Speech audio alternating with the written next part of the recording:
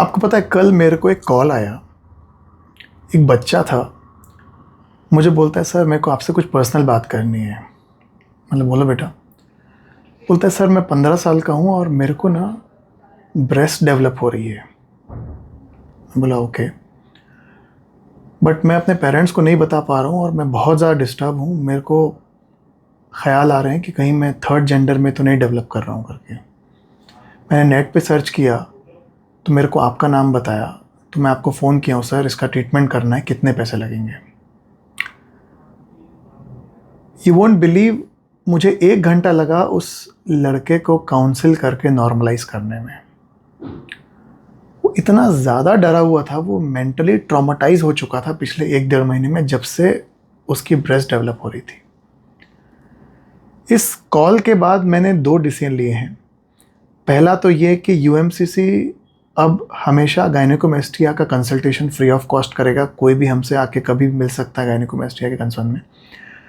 Secondly, मैंने सोचा कि कुछ बातें मैं आपसे शेयर करना चाहता हूँ, उन पेरेंट्स से कुछ इंपॉर्टेंट बातें बताना चाहता हूँ। देखिए, गायनेकोमेस्टिया जो है ना, कोई नई प्रॉब्लम नहीं है। ये किसी मॉडर्न सोसाइटी की देन नहीं है। आपको पता है गायनेकोमेस्टिया का नाम कब दिया गया था?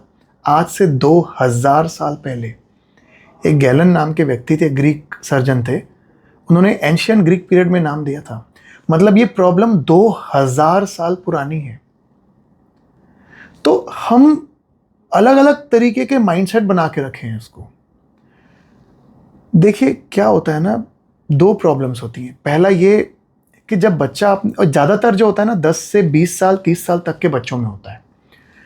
बच्चे जब अपने पेरेंट्स को बताते हैं तो कुछ पेरेंट्स कहते हैं कि कुछ नहीं है, अपने आप ठीक हो जाएगा, वेट एंड वॉच करो। वेट एंड वॉच करने के दौरान बच्चा क्या करता है, कुछ कॉम्पेंसेटरी मैकेनिज्म डेवलप कर लेता है। वो जब चलता है तो स्लाउच करता है, मतलब ही tries to put his chest back ताकि वो हाइड हो जाए। इससे ना उनको क्रॉनिकली पेन तक हो जाता है। लूज कपड़े पहनने, जैकेट पहनने की कोशिश करता है। और जब ये समय ज़्यादा बीत जाता है तो उसका आत्मविश्वास इतना बुरी तरीके से टूट जाता है कि वो सोसाइटी में एंटर करना तक छोड़ देता है। एक सोशल विड्रावल मिलता है उसको, लोगों से मिलना, बात करना छोड़ देता है, क्योंकि हीन भावना डेवलप हो जाती है। बिकॉज देखिए, आप खुद सोचिए, एक अपोजिट जेंडर का कैरेक्टर डेवलप करना कोई छोटी बात नहीं है। कुछ ऐसे पेरेंट्स होते हैं जो थोड़े से स्मार्ट होते हैं, वो कहते हैं कि तुम एक्सरसाइज करो, जिम करो, डाइट करो, उससे ठीक हो जाएगा। अरे सर, क्या बात कर रहे हो आप? आपको पता है ये गायनेकोमेस्टिया डेवलप इसलिए होता है क्योंकि हार्मोनल इम्बैलेंस हो जाता है। ब्रेस्ट का फैट कभी भी डाइट को रेस्पॉन्ड नहीं करता, वो हार्मोन्स की वजह से होता है।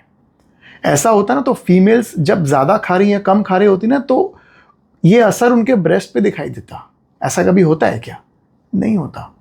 तो आप कुछ नहीं कर रहे हो, you are just wasting your time and aggravating your psychological damage. On the contrary, इसका उल्टा होता है, पता है आपको? जब आप ज़्यादा एक्सरसाइज करते हो, डाइट करते हो, तो क्या होता है, गायनेकोमेस्टिया के आसपास का फैट तो चला जाता है।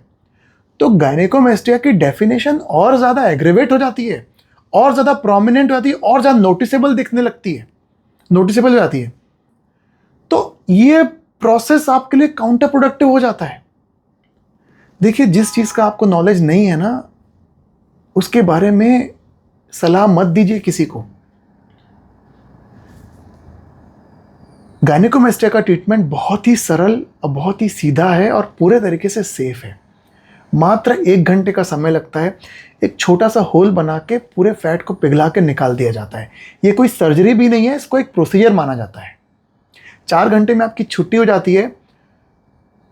आपके घर वालों तक को नहीं पता चलेगा कि प्रोसीजर करवा के आया है कोई। अगर फादर अपने बच्चे को लेके आता है तो कई बार ग्रैंड पेरेंट्स तक को नहीं पता चलता है कि क्या हुआ।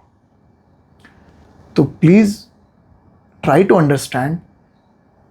अगर आपके बच्चों के साथ ऐसी कोई प्रॉब्लम हो रही है तो अपने इग्नोरेंस को उन पे ना थोपें और एक एक्सपर्ट एडवाइस लेने की कोशिश करें। Thank you.